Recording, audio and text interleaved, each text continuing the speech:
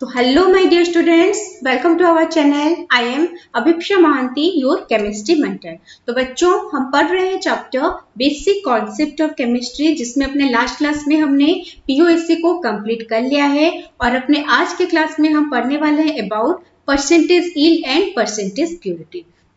तो अभी देखो, अभी 11th में हो, इतना क्लास केमिस्ट्री पढ़ चुके हो, तो अभी आपको तो अच्छे से आइडिया होगा कि जो रिएक्टेंट होते हैं वो अपने बीच रिएक्ट करते हैं और प्रोडक्ट का फॉर्मेशन होता है। ठीक है। और जैसे कोई केमिकल इक्वेशन है, हम रिएक्शन को केमिकल इक्वेशन के तौर में लिखते हैं, फिर उसे बैलेंस भी करते हैं, और वो जो बैलेंस्ड केमिकल इक्वेशंस है उसी से ही हमें स्टोकियोमेट्रिक कैलकुलेशन करना होता है, जिसको भी हमने अभी तक कवर कर लिया है। ओके। इसका मतलब क्या है? सपोज हमने दो रिएक्टेंट लिया है, एक रिएक्टेंट है ए, दूसरा रिएक्टेंट है बी। ए और बी जब वो अपने बीच रिएक्शन करते हैं तो वो सपोज प्रोडक्ट फॉर्मेशन कर रहे हैं सी एंड डी। तो हमें पता है कि एक पर्टिकुलर नंबर ऑफ मोल या फिर पर्टिकुलर अमाउंट ऑफ ए एक पर्टिकुलर अमाउंट ऑफ बी के साथ अगर रिएक्शन करेगा, तभी एक particular amount of C and particular amount of D का फॉर्मेशन होगा। और इसका पूरा डिटेल इंफॉर्मेशन जो है वो हमें स्टोकियोमेट्रिक कैलकुलेशन में मिल जाता है। ओके। तो क्वेश्चन है कि हम जितना कैलकुलेशन करते हैं तो क्या प्रोडक्ट उतना ही हमारा यील्ड रहता है? एक्चुअली हमें उतना अमाउंट का ही प्रोडक्ट का फॉर्मेशन होता है? नहीं होता। वो जो एक्चुअल अमाउंट होता है वो हमारा जो थियोरेटिकल अमाउंट है उससे डिफर करता है। मतलब जो एक्सपेक्टेड वैल्यू रहता है प्रोडक्ट का वो हमारा एक्सपेरिमेंटल वैल्यू से डिफर करता है। इसलिए ये टर्म यूज करते हैं हम परसेंटेज यील्ड, ये जानने के लिए कि जितना एक्सपेक्टेड था उसके कंपैरिजन में हमें कितना परसेंटेज वो कंपाउंड का हमारा यील्ड हुआ है। ओके। तो परसेंटेज यील्ड जो है उसको हम कैसे करेंगे? देखो, परसेंटेज यील्ड जो लिखा है that is equal to actual yield bye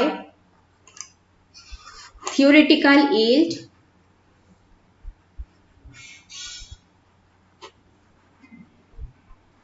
into 100। Okay.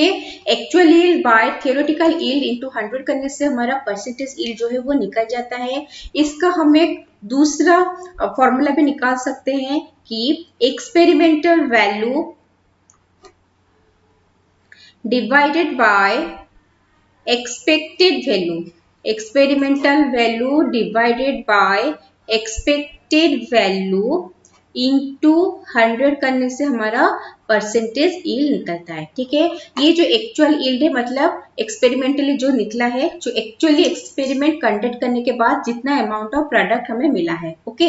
और थियोरेटिकल यील्ड या एक्सपेक्टेड वैल्यू क्या होता है? जिसका वैल्यू हमें स्टोकियोमेट्रिक कैलकुलेशन से ही मिला हुआ रहता है। तो इसको डिवाइड करेंगे, इंटू 100 करेंगे तो हमारा परसेंटेज यील्ड जो है वो निकल जाएगा।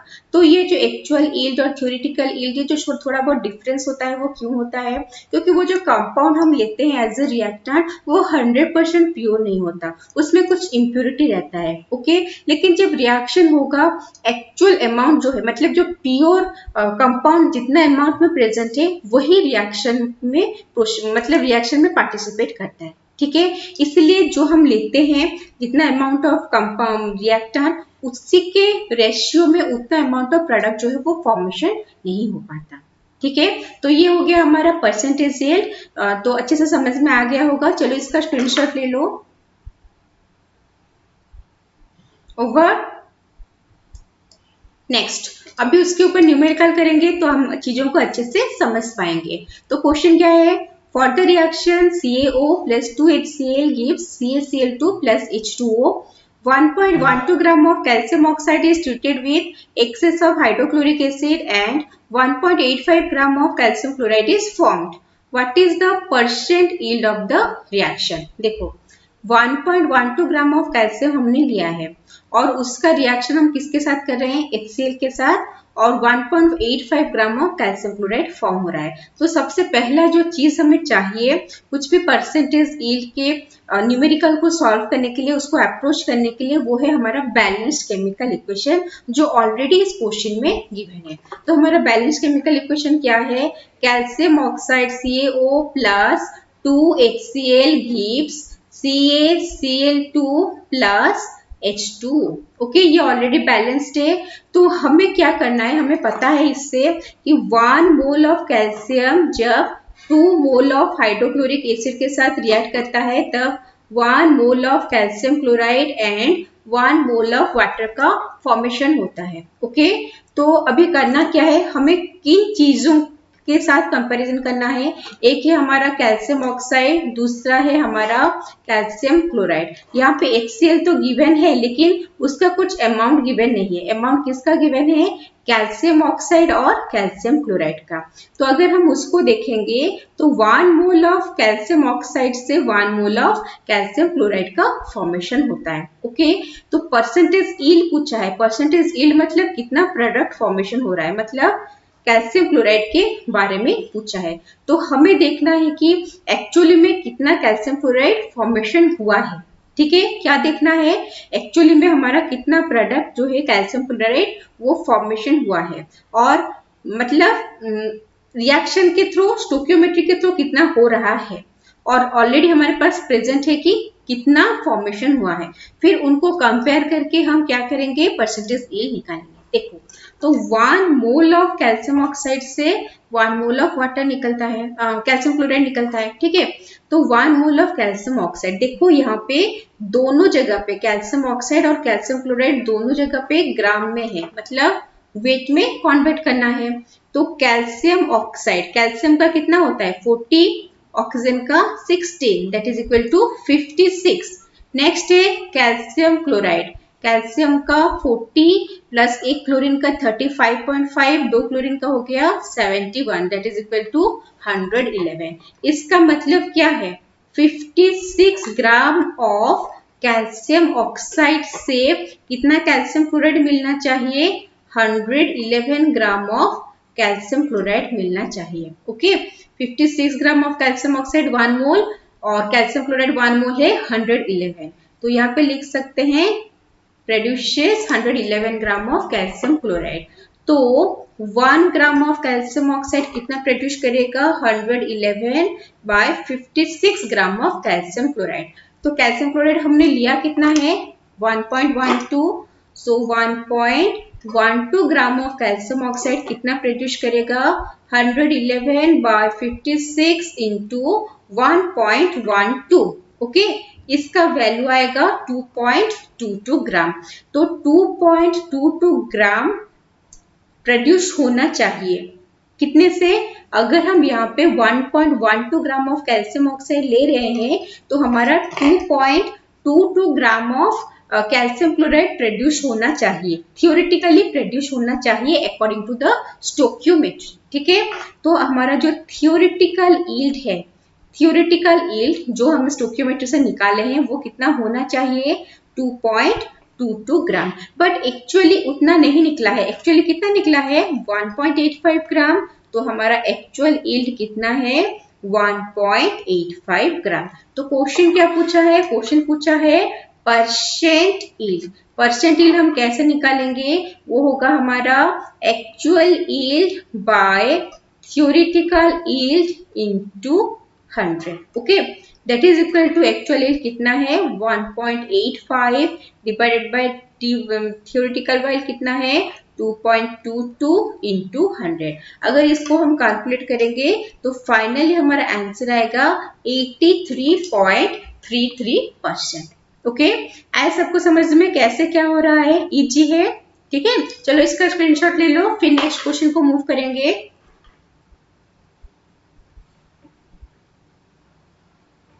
Over. Next, 0.4 mole PCl5 combines with 1.8 mole water. If 65.7 gram of HCl is formed, then what will be the percent yield of reaction? तो यहाँ पे क्या बोला है, PCl5 कंबाइन कर रहा है वाटर के साथ। तो सबसे पहला काम हमारा क्या है, अगर परसेंटेज यील्ड किसी में पूछा है और हमें क्वेश्चन गिवन है तो सबसे पहले हमें बैलेंस्ड केमिकल इक्वेशन लिखना चाहिए। तो बैलेंस्ड केमिकल इक्वेशन के लिए पहले देखेंगे रिएक्टेंट कौन है, PCl5 प्लस वाटर जो है उसके साथ रिएक्ट करेगा तो फॉर्मेशन क्या हो रहा है, according to the question HCl का फॉर्मेशन हो रहा है, लेकिन उसके साथ फॉस्फोरिक एसिड का भी फॉर्मेशन होता है। ठीक है, तो हमारा काम तो HCl के साथ है, फॉस्फोरिक एसिड का हमारा डायरेक्टली कुछ काम नहीं है, लेकिन काम है, किस चीज में काम है, हमें बैलेंस्ड केमिकल इक्वेशन चाहिए। अगर one of the product missing रहेगा तो हम अपना केमिकल इक्वेशन जो है वो बैलेंस नहीं कर पाएंगे। ठीक है, तो बैलेंस करने के लिए क्या करेंगे, यहाँ पे 5 HCl हो गया, 5 to 8 और यहाँ पे 4 वाटर मॉलिक्यूल, तो हमारा इक्वेशन जो है वो भी बैलेंस्ड है। ओके, इसका मतलब क्या है, इसका मतलब जब 1 मोल PCl5 4 मोल वाटर के साथ रिएक्ट करेगा तब 5 mole of hydrochloric acid and 1 mole of phosphoric acid जो है वो प्रोड्यूस होगा। ठीक है, अच्छा क्वेश्चन में क्या गिवन है, परसेंटेज पूछा है, गिवन क्या है 0.4 मोल ऑफ PCl5 और वाटर के बारे में बोला है कि PCl5 का अमाउंट गिवन है, वाटर का भी अमाउंट गिवन है in terms of number of moles. Okay, HCl कितना फॉर्म हुआ है पूछा है, बोला है, और पूछ रहा है कि यील्ड कितना है। तो देखो हमारे पास दोनों रिएक्टेंट प्रेजेंट है और इससे हम निकाल सकते हैं कि कितना प्रोडक्ट फॉर्मेशन होना चाहिए।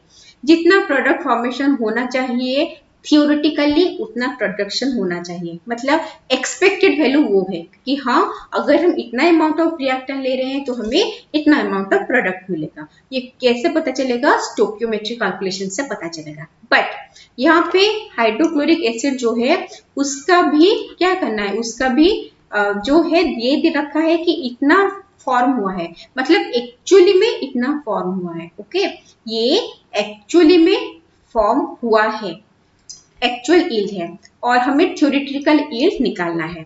तो थ्योरेटिकल यील्ड निकालने के लिए क्या करेंगे, हमें निकालना पड़ेगा कि कितना HCl फॉर्म हुआ है।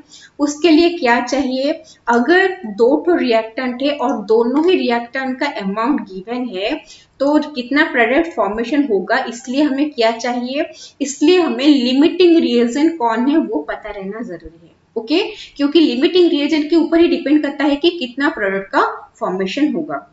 अगर वन ऑफ द रिएक्टेंट का अमाउंट गिवन है तो हम रेशियो से निकाल सकते हैं। ओके, लेकिन अगर दो ही रिएक्टेंट प्रेजेंट है और दोनों का ही वैल्यू गिवन है, उस केस में क्या होगा ना, हमें देखना पड़ेगा कि लिमिटिंग रिएजेंट कौन है। ठीक है, तो लिमिटिंग रिएजेंट फाइंड आउट करने के लिए हम क्या करेंगे, पहले PCl5 का निकाल देंगे। कैसे निकालते हैं पता है, number of mole by stoichiometric coefficient. PCl5 का नंबर ऑफ मोल है 0.4 बाय उसका स्टोइकियोमेट्रिक कोफिशिएंट कितना है, रिएक्शन में कुछ नहीं है मतलब 1 है, that is equal to 0.4। Next है H2O का नंबर ऑफ मोल कितना गिवन है 1.8 डिवाइडेड बाय उसका स्टोइकियोमेट्रिक कोफिशिएंट, मतलब बैलेंस्ड इक्वेशन में उसका कोफिशिएंट कितना है 4H2O लिखा है मतलब 4, सो वैल्यू आएगा 0.45। तो ये जो रेशियो होता है जिससे हमने पहले पढ़ा हुआ है, number of mole by stoichiometric coefficient, वो दोनों के रेशियो में से जिसका वैल्यू कम आता है वही होता है हमारा लिमिटिंग रिएजेंट। तो वैल्यू कम है PCl5 का, इसका मतलब PCl5 जो है वो है हमारा लिमिटिंग रीजन। इसका मतलब क्या है, इसका मतलब है जितना भी अमाउंट ऑफ PCl5 प्रेजेंट है रिएक्शन में, कितना अमाउंट का प्रेजेंट है 0.4 मोल। ओके, तो जो 0.4 मोल ऑफ PCl5 प्रेजेंट है सोल्यूशन रिएक्शन में वो कंप्लीटली कंज्यूम होगा। ओके, इसका मतलब देखो 1 मोल ऑफ PCl5 से प्रोड्यूसर्स लिख लेते हैं, PCl5 से कितना HCl निकलता है 5 मोल ऑफ HCl का फॉर्मेशन होता है। अभी हमने क्या निकाला है कि वो लिमिटिंग रिएजेंट है, 0.4 मोल में प्रेजेंट है, मतलब ये कंप्लीटली कंज्यूम हो जाएगा। सो 0.4 मोल ऑफ PCl5 जो है वो कितना प्रोड्यूस करेगा, 1 मोल 5 देता है तो 0.4 मोल कितना देगा 0.4 into 5 that is equal to 2 mole of HCl देगा। मतलब theoretically, okay, theoretically 2 mole of HCl produce होना चाहिए, 2 मोल ऑफ HCl होना चाहिए। लेकिन ये जो हमारा एक्चुअली कितना निकला है वो तो ग्राम में दिया है, तो हमें इसको भी ग्राम में कन्वर्ट करना पड़ेगा। 2 मोल मतलब 2 into molecular weight of HCl। HCl मतलब कितना है, HCl में हाइड्रोजन का 1 होता है, क्लोरीन का 35.5, that is equal to 36.5। So 2 into 36.5 that is equal to कितना निकलेगा, 73 ग्राम ऑफ HCl प्रोड्यूस होना चाहिए। ओके, प्रोड्यूस होना चाहिए, थियोरिटिकली प्रोड्यूस होना चाहिए, पर एक्चुअली नहीं हुआ है। एक्चुअली कितना हुआ है, जितना हुआ है क्वेश्चन में गिवन है 65.7 ग्राम हुआ है। तो अभी हम क्या करेंगे, परसेंट यील्ड निकालेंगे। परसेंट यील्ड कैसे निकालेंगे, actual yield by theoretical yield into 100। So actual yield कितना है 65.7 डिवाइडेड बाय थियोरिटिकल यील्ड कितना है 73 into 100, that is equal to, ये सबको हम कैलकुलेट करेंगे तो हमारा वैल्यू कितना आएगा 90%। ओके, तो ये हो गया हमारा न्यूमेरिकल जो है वो सॉल्व हो गया। तो कुछ प्रॉब्लम नहीं है, जस्ट हमें थ्योरेटिकली उसको स्टोकियोमेट्रिकली सॉल्व करना है, थ्योरेटिकल यील्ड निकालना है, एक्चुअली कितना निकला है वो ऑलरेडी क्वेश्चन में गिवन है। तो हम सिर्फ उसका क्या करेंगे, वैल्यू पुट करेंगे हमारे किसमें, जो पता है हमारा क्या होता है फॉर्मूला है, और उससे हमारा जो आंसर है वो निकल गया कि 90%। ओके, आज सबको समझ में, चलो इसका स्क्रीनशॉट ले लो। Over, next number 3, calculate the mass of KClO3 required to produce 1.49 gram of KCl with 40% yield of reaction। तो यहाँ पे क्या गिवन है, यहाँ पे बोला है KClO3 है, उससे हम क्या प्रोड्यूस कर रहे हैं, KCl प्रोड्यूस कर रहे हैं। ओके, तो जब KClO3 से KCl प्रोड्यूस होता है उसके साथ ऑक्सीजन भी प्रोड्यूस होता है। हम इसके ऊपर काफी सारे न्यूमेरिकल कर चुके हैं, तो यहाँ पे हम 3/2 ले लेते हैं। ओके, 3/2 लेते हैं क्योंकि हमें इक्वेशन को बैलेंस करना है। लेकिन प्रैक्टिकली ऑक्सीजन के साथ हमारा कुछ भी क्या है, रिलेशन नहीं है, KClO3 और KCl के बीच में है। देखो यहाँ पे KClO3 के बारे में पूछा है और KCl जो है उसका वैल्यू दिया है। ठीक है, सो 1 मोल ऑफ KClO3 से 1 मोल ऑफ KCl जो है वो फॉर्मेशन होता है। तो यहाँ पे तो ग्राम में दिया है, तो हमें निकालना पड़ेगा उसको क्या वेट में कन्वर्ट करना पड़ेगा। तो सबसे पहले क्या करेंगे, सबसे पहले हम उसका मॉलिक्यूलर वेट निकालेंगे। KCl पोटेशियम 39 प्लस क्लोरीन जो है 35.5, दैट इज इक्वल टू कितना आएगा 74.5। नेक्स्ट है KClO3 39 प्लस 35.5 प्लस 1 ऑक्सीजन का 16, 3 ऑक्सीजन का कितना होगा 48, that is equal to 122.5। Okay, तो KCl का मॉलिक्यूलर वेट मिल गया, KClO3 का भी मिल गया। तो 1 मोल मतलब इसका क्या होगा, KClO3 का 122.5 ग्राम और KCl का कितना होगा 74.5 ग्राम। ओके, तो क्या बोला है 1.49 ग्राम ऑफ KCl प्रोड्यूस करने के लिए कितना KClO3 चाहिए। तो हमें पता है कि 74.5 ग्राम of KCl is produced from, कितना से निकला है, is produced from 122.5 gram of KClO3। Okay, so 1 gram of KCl कहाँ से निकलेगा, 122.5 बाय 74.5 ग्राम ऑफ KClO3। तो गिवन कितना है 1.49 gram of KCl is produced from 122.5 by 74.5 into 1.49। Okay, तो इतना बड़ा कैलकुलेशन नहीं करते हैं, रहने देते हैं क्योंकि बाद में तो उसका वैल्यू पुट करना है। ठीक है, तो क्या चीज है, ये जो निकला है हमारा, ये हमारा क्या एक्चुअली में इतना निकल रहा है। ठीक है, ये हो गया हमारा एक्चुअल यील्ड। एक्चुअली में इतना निकला है, लेकिन वो बोल रहा है कि 40% यील्ड है। ठीक है, मतलब जो निकला है, ये एक्चुअली जो निकला है वो 40% है।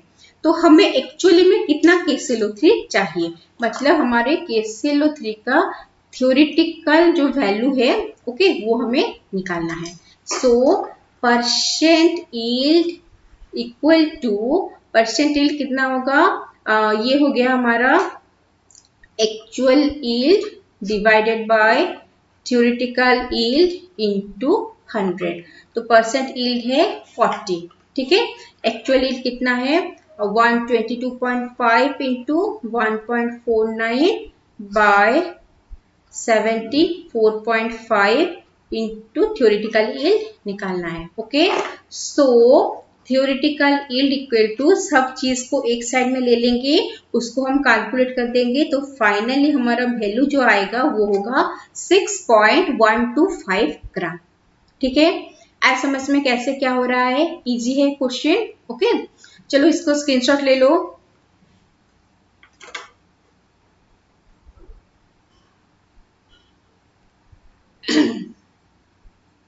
ओवर नेक्स्ट, तो ये जो हम पढ़ रहे थे वो हमारा क्या था, वो था हमारा परसेंटेज यील्ड। उसके बाद जो नेक्स्ट चीज हम पढ़ने वाले हैं वो है परसेंटेज प्योरिटी।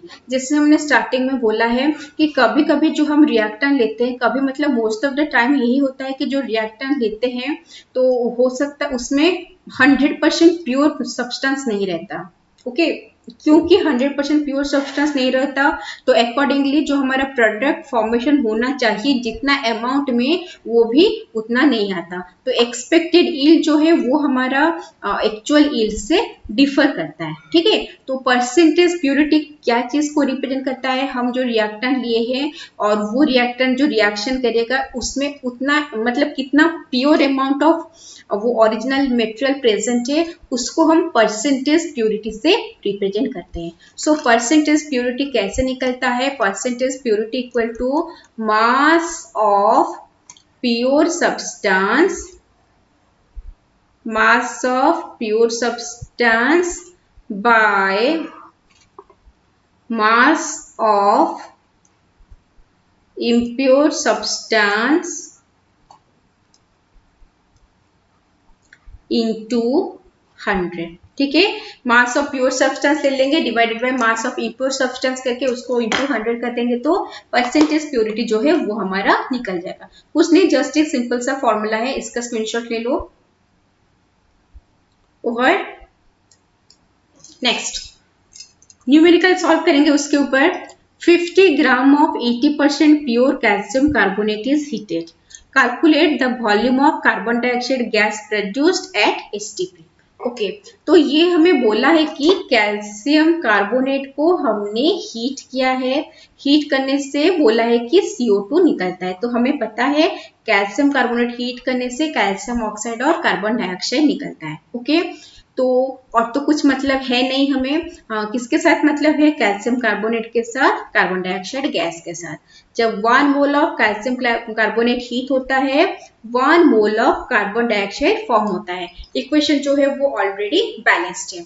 इसका मतलब क्या है, इसका मतलब है 1 मोल कैल्शियम कार्बोनेट मतलब कितना होता है, 100 ग्राम होता है। आप निकाल सकते हो calcium carbonate, calcium equal to 40 plus carbon 12, oxygen 1 का 16, 3 का 48 हो गया 100। ठीक है, तो 1 मोल ऑफ कैल्शियम कार्बोनेट मतलब 100 gram of calcium carbonate.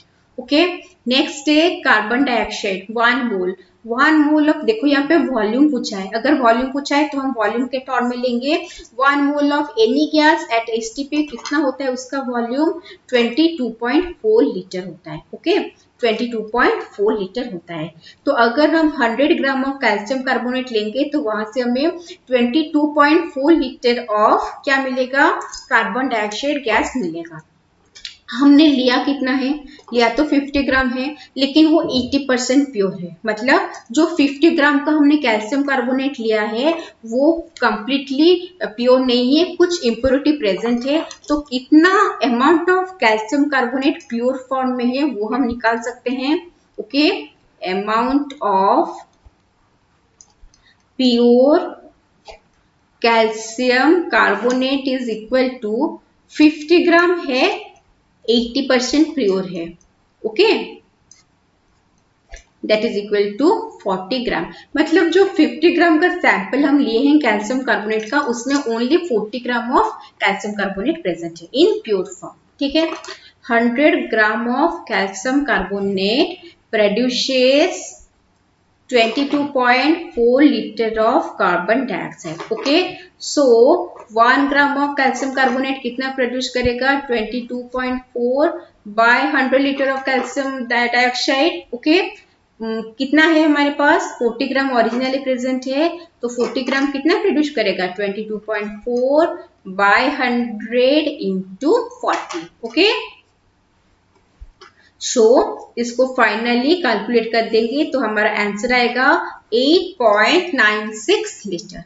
Easy है, ठीक है, बहुत इजी है, सिर्फ अमाउंट निकालना है प्योर फॉर्म का और हमारा न्यूमेरिकल सॉल्व हो गया। Clear, over. Next, 20 ml of H2O2 solution reacts with KI solution to produce 1 gram iodine. Calculate the percentage purity of hydrogen peroxide. क्या बोला है, हाइड्रोजन पेरोक्साइड है जो रिएक्ट कर रहा है विथ पोटेशियम आयोडाइड सोल्यूशन और वहां से हमें क्या मिल रहा है, क्या मिल रहा है, आयोडीन, वहां से हमें आयोडीन मिल रहा है और रिएक्शन में KOH जो है वो भी फॉर्मेशन होता है, ठीक है। तो ऑलरेडी तो इक्वेशन गिवन है, बेकार में लिखा, ठीक है। H2O2 plus 2Ki gives 2KOH plus I2। Balanced chemical equation already question में गिवन है। तो करना क्या है, किसका किसके साथ काम है, देखो हाइड्रोजन पेरोक्साइड का काम है और आयोडीन का काम है, मतलब यही दोनों का अमाउंट जो है वो गिवन है, okay. So 20 ml of hydrogen peroxide react करता है पोटेशियम आयोडाइड से, तो 1 ग्राम ऑफ आयोडीन प्रोड्यूस होता है। तो हाइड्रोजन पेरोक्साइड का प्योरिटी पूछा है, तो हमें देखना है कि एक्चुअली में 1 ग्राम ऑफ आयोडीन प्रोड्यूस करने के लिए कितना अमाउंट ऑफ हाइड्रोजन पेरोक्साइड चाहिए हमें, समझ में आ रहा है।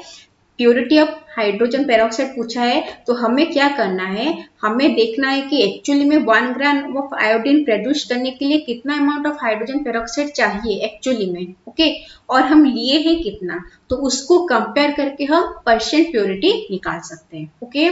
तो अगर हम देखेंगे हाइड्रोजन पेरोक्साइड और आयोडीन का काम है 1 मोल ऑफ हाइड्रोजन पेरोक्साइड से 1 मोल ऑफ आयोडीन मिलता है, ओके। हाइड्रोजन पेरोक्साइड जो है वो 20 ml गिवन है, मतलब हमें अमाउंट से तो कुछ नहीं मतलब है, क्योंकि हमें तो कैलकुलेट करके अमाउंट निकालना है, लेकिन यूनिट से मतलब है, ठीक है। यूनिट क्या है, यूनिट है ml। तो अगर हम 1 मोल ऑफ एनी गैस लेंगे तो वो 22.4 लीटर या फिर 22400 ml निकलता है एट STP, ओके। तो ये क्वेश्चन में भी वही है, STP गिवन है 22400 ml, हो गया। नेक्स्ट है, यहाँ पे लिख लेते हैं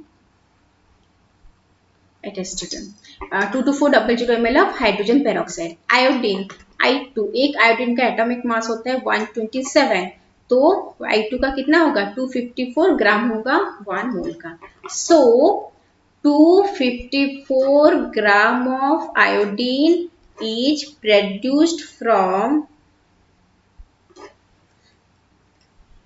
कितना H2O2 से मिलता है वो 22400 ml ऑफ हाइड्रोजन पेरोक्साइड से मिलता है 254 gram of iodine. So 1 gram iodine के बारे में पूछा है, ओके, तो कितना निकलेगा 22400 by 254 ml of hydrogen peroxide, ठीक है। तो ये हमारा क्या है, एक्चुअली में हमें इतना चाहिए, ठीक है, लेकिन हम लिए हैं 20 ml, तो ये ऑफ कोर्स ये जो है वो इम्प्योर है, ठीक है, गिवन है, मतलब उतना अमाउंट का लिए है तो वो इम्प्योर होगा। जो ओरिजिनली जितना चाहिए इतना अमाउंट ऑफ हमें प्योर हाइड्रोजन पेरोक्साइड चाहिए, ठीक है। सो परसेंटेज प्योरिटी क्या होगा, amount of pure substance 22400 by 254 divided by impure substance जो लिए हैं, ऑफकोर्स उसमें इम्प्योरिटी है, ठीक है, जिसके वजह से हमें पूछा है कि हमें कितना एक्चुअली में चाहिए, प्योरिटी चाहिए। सो ये हो गया मास ऑफ प्योर सब्सटेंस, ऊपर रहा, नीचे रहा mass of impure substance into 100। तो इसको हम क्या करेंगे, सिंप्लीफाई करेंगे, 22400 इंटू 100 बाय 254 इंटू 20, ठीक है। सो इसको हम अच्छे से कैलकुलेट कर लेंगे तो फाइनली हमारा वैल्यू आएगा 44.09%। ओके, आए समझ में कैसे क्या हो रहा है? चलो इसका स्क्रीनशॉट ले लो।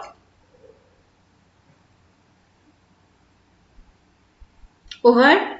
तो इसके साथ अपना आज का क्लास हम यहीं पे खत्म करते हैं। अपने नेक्स्ट क्लास में कुछ एक नया चीज पढ़ेंगे in the chapter basic concept of chemistry. तब तक के लिए माइंडफुली पढ़ाई करते रहो। Okay, bye.